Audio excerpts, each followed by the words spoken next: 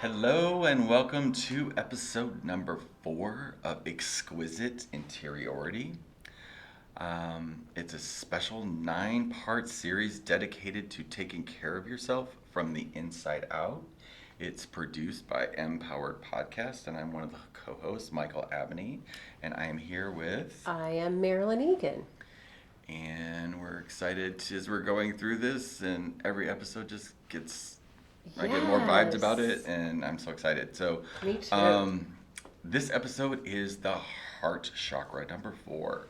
And obviously, heart is love. Does not take a genius to figure that one out. And the sound is yum. Yum. Love. Yeah. Heart. Yeah. Now, the weird part, the color is green. Yes. You would think it would be red.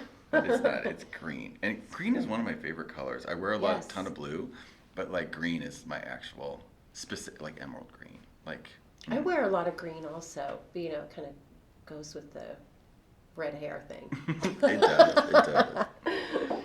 But I just found that interesting. Yeah. And it's located in our chest, our heart. Yes.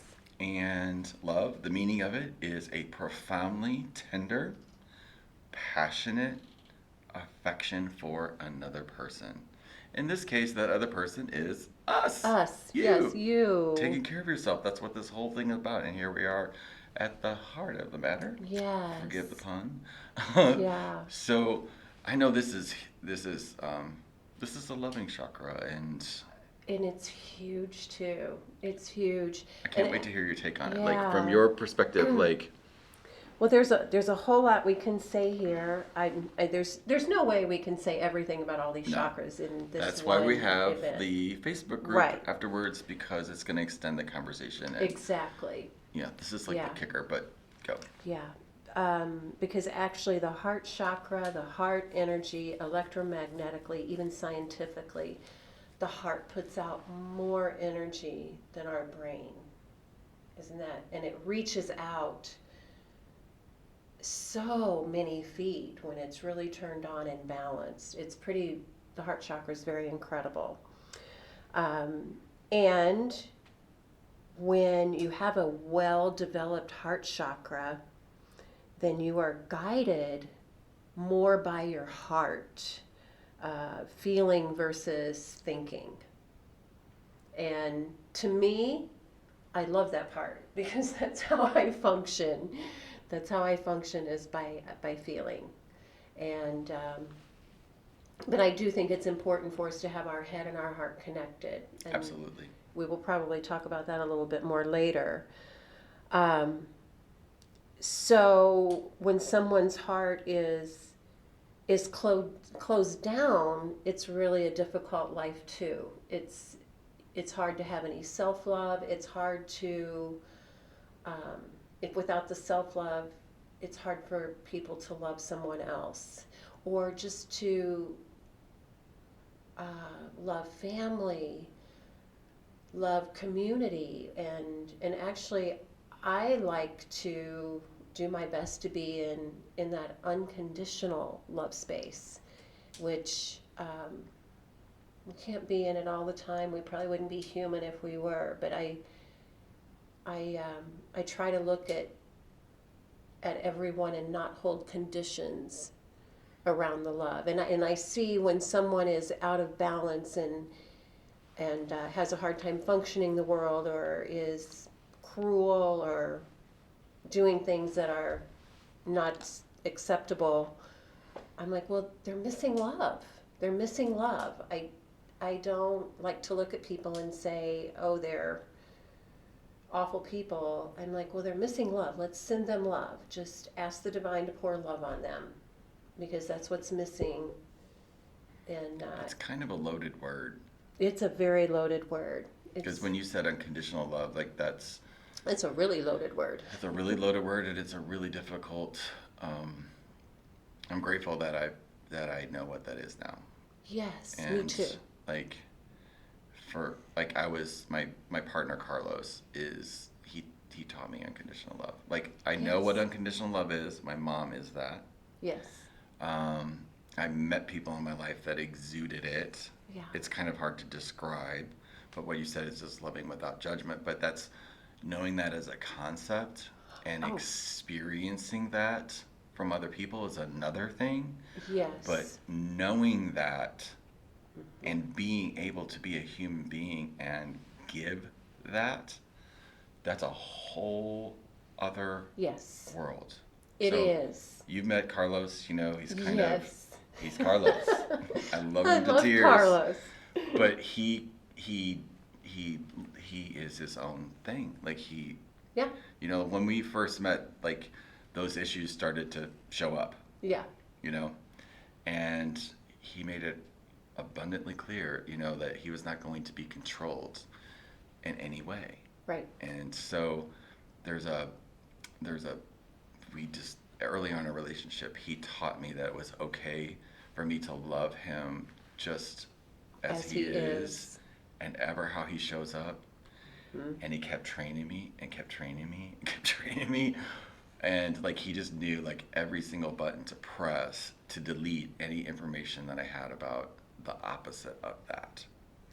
And Yes. that is, I love him today more than ever. Every day it's still there, gets better and grows because of I stood there and kept Yes. getting that lesson and allowed that to just start to manifest in my life to where I'm like that with as many people as I possibly can. It's all with awareness. Yes. You have to be present. Yes, you do. Otherwise, your automatic way of being just takes over. But if you're present, you can really, in any situation, choose something different. Yes. You Because can of choose it. a loving way. Yeah. A loving way in everything. And yeah, I've had experiences that have brought on those big ahas for me too in life, and it's very powerful when you get to that point where you're like, you know what? I love them anyway. I love them anyway. Yeah. I'm not expecting to get it back in the same way I give it, and that's okay. And I'm talking about like not just within my marriage or my family, but beyond. If we can just send love to everything and everybody, the world is definitely going to be a nicer place, right? And that's much easier, but you have to give it to yourself first. Right. You do have to give it to yourself first. So Unconditional love for yourself is huge. It's huge. And it requires forgiveness. Forgiveness sits in here too. Forgiveness. This is where we're sits in going here. today. Right. Because, damn it, I had another one. So I've learned to give that to Yeah. other people, but I have not looked in the world of giving that, what I now know I can give to Carlos, to give to me. Yeah. Yeah, you've got to give it to you. So that means, I'm going to try to translate this breakthrough in real time. Okay. So I know I can do that. So like that means all of my little quirky stuff. Right. Yeah, it doesn't mean we have to be perfect under anybody's rules or stories of what we think perfect is. Love it all. You know, like after my husband's heart surgery, and his heart was totally healthy, but he had blockages to it, which was, they said, were genetic, which I know he moved out a whole lot of ancestral energy, and he's amazing. But I mean, it was a close call. It was a very close call, the blockages that he had. And so after surgery, it was a lot to be at home and take care. And he didn't want me to have to take care of him. And I'm like, you better wake me up. I'm not going to sleep if you don't wake me up if you need me, you know. And I said it didn't matter. I was embracing it all, and I was loving every minute of it because he was fine. He was going to heal. He was alive. So I loved every minute. Waking up at however many times in the night I needed to help him get up and move or do whatever he needed to do. I didn't care. I loved it all because he was there. And he was alive, and he chose to stay on the earth. So it's that kind of you know, it's just a different perspective on looking at everything. If we can look at everything with that little perspective of love. Now, the downside of having this giant heart that feels everything in the world. So there's a lot of things out there that carry grief. Okay. Okay? Can we go Yeah, there? because I'm feeling that right now as we're talking. So when we're trying to send love to the world and heal the world, which by the way I love to do, I love doing collective work. However, we can take in so much that our lungs are what manage grief and hold grief. So those lungs sit deep in the heart chakra.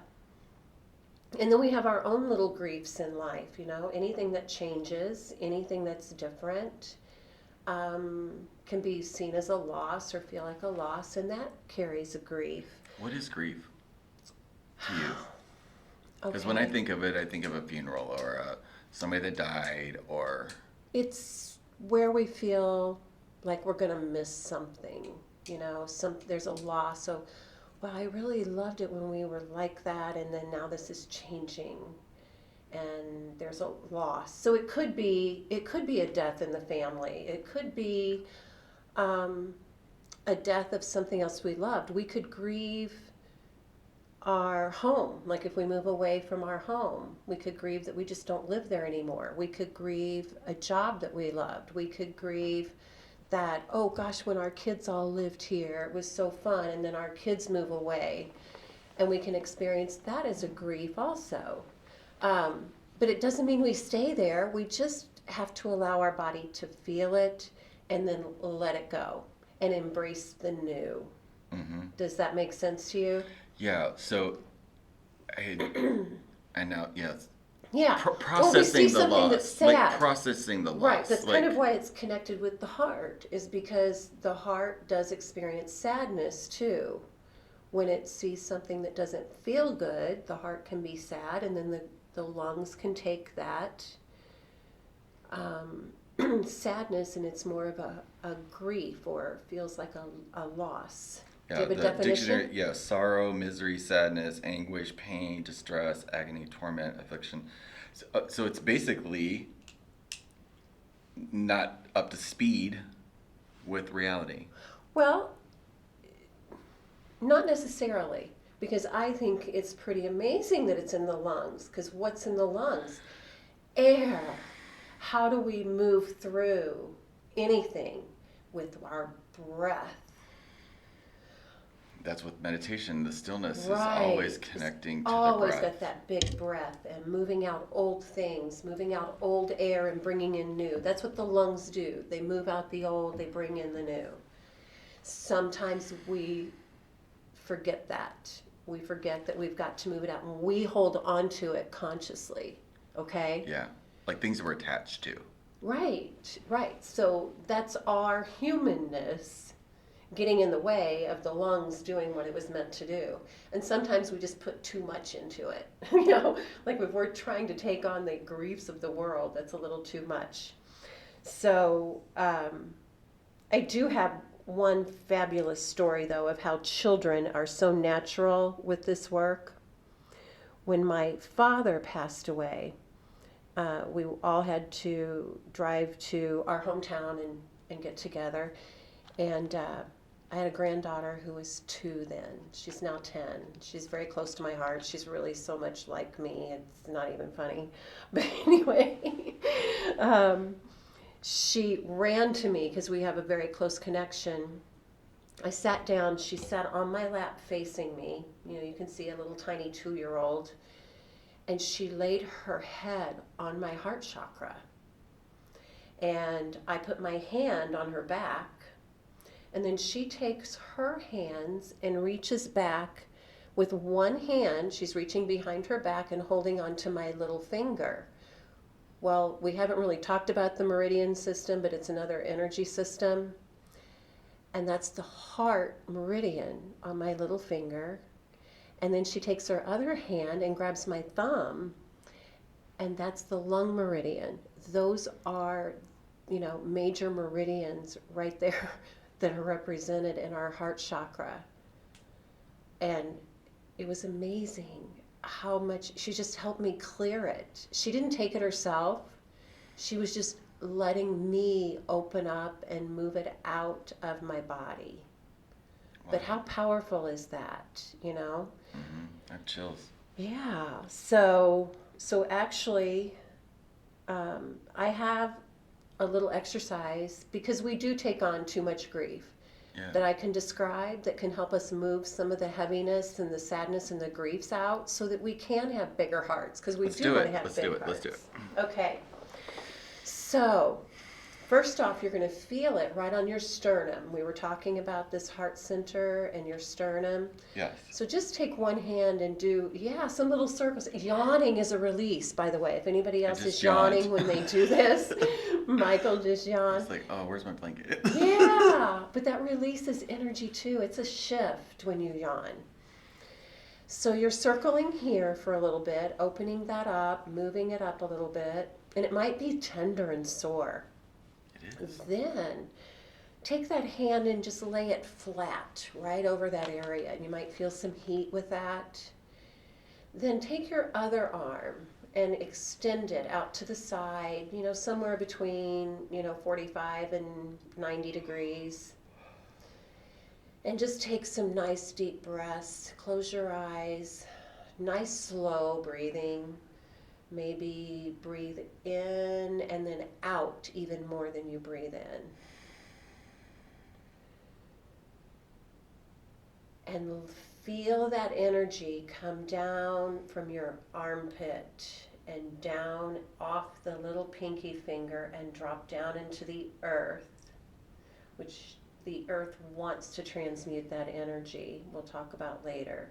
But it's okay to just let it drop off. Just let it fall down into the earth, out of your heart. And do that as long as you need to. Then you can even switch to the other side. Put your other hand on that heart center, on your chest, and let it drop out of the other arm, out of that little pinky finger, that heart meridian that's so strong. And some nice deep breaths. Like I said, breathe in, maybe a count of 4, and out, maybe a count of 6 or 7. Whatever works for you, but breathe in and out even more than you breathe in.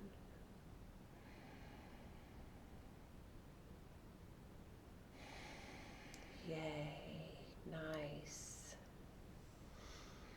How's that feel, Michael? It feels great, and I also instantaneously have a pressure around my neck. Okay. Yes? So hopefully we'll figure that out. We will. We're going to do that next in the throat chakra. But I did not have that until right. I did this. Mm-hmm. Now I feel like I have a neck brace on. Right. And actually that's the exercise I want to do for throat chakra, but we may do it first. And I was also picturing, like, I could do this while I'm driving. Like, because I was thinking of, like, oh my God, what somebody's listening to this and they're driving. Don't do that. Wait till you pull over. But if you're at a stoplight, like, in traffic, and you just want to presence yourself, like stick the arm out the window and hold your hand. Yeah, you can do that for a few seconds. Yeah. Otherwise, don't get that quiet and use both hands when you're driving. But yeah, at a stoplight, that's great. Well, this one's going to be, yes, I feel the opening, amazing conversation, and I can't wait. This is another one. These are all going to be so amazing to deep dive and interact with the community. Mm-hmm. Talk about lit more. Up about it, yes. Yeah. So that brings us to the conclusion for this particular episode. What's your takeaway? I think the takeaway is just knowing that the lungs were made to release the grief. Got it. Mm-hmm. That was mine too. Yeah. Yay. I did not have that connection. Yeah. And so remember to like us on MPowered Facebook page, and also to join our Facebook group, because that's where every week that we're going to be linking up, expand, deeper dives each week into the individual chakras that we've been talking about in our series. You're also going to be surrounded by like-minded people that are waking up too. We are stronger together, and welcome to your MPowered tribe. Yay. Thank Yay, you. yay. Thank And you. join us for episode 5 right after this one. And this is where we're going to be focusing on the throat chakra and releasing this tension around my neck. Yes, we are. We are. Thank you, everybody. I really appreciate it. Have a great day. Bye-bye.